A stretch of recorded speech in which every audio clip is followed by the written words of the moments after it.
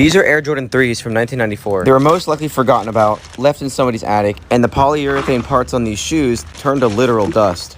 You may be thinking, why did I buy these crusty shoes? This is one of the first Jordans to re-release, and this is a very iconic and classic colorway. Unfortunately, every Jordan 3 has these back tabs that crack and fall apart over time. But the good thing is, these are replaceable along with the midsoles. I start by unstitching the toe cap. This makes prep work go smooth.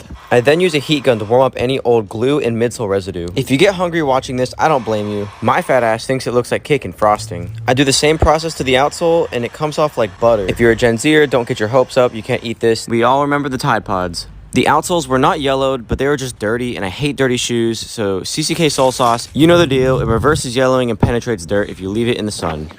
I left them out in the sun for about an hour, and it's time to clean them. Here I'm using Dawn dish soap. It works extremely well on your soles. Don't be scared to use it. And I'm using wire brush because that's what works. You may be thinking, what's the point of cleaning the soles? These aren't white girl Air Force Ones, so they need to look clean. Right here, I'm gonna prep the glue line. I'm using acetone so I can get up the residual midsole and the glue. You want a clean surface before you re-glue. These are custom aftermarket 1994 back tabs. You can get these off of J Psychologist or Red Insight on Instagram. These replacement midsoles are from a 2018 pair of Jordan Legacy 312s. They'll last me quite a while. Here I'm trying to test to see how they fit, and just as I thought, I ran into fitment issues. New midsoles have a different mold, so I have to result in using my Dremel to hope that I can get the fit. It's a tedious process, but there's no way I can get the rubber soles to line up if I don't do this. Now it's time to remove the old paint on the midsole. I used acetone in a cotton ball, and fortunately it came off pretty quick. Now after all that work I put into this midsole, I'm hoping that it will fit properly. I'm happy because it fits near perfect. Now it's time to install my back tabs. I have to cut the stitching because there's some parts of the tab that's stuck underneath the elephant print.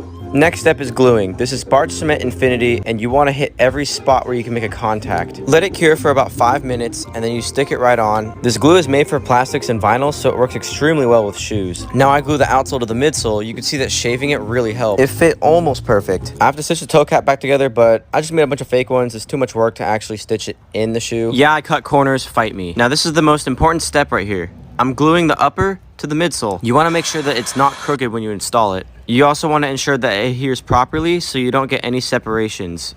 So far so good, and now the last step is to paint. I'm using Angelus leather paint. This is perfect for midsoles. I like to paint last because the wet glue can discolor the paint. Now this was a really big project for a pretty special pair of shoes, so I'm really glad that I finished it because the shoes look clean. Who would have thought that those crusty ass shoes from the beginning look like this now? And to top it off, I had to match with an era specific outfit. The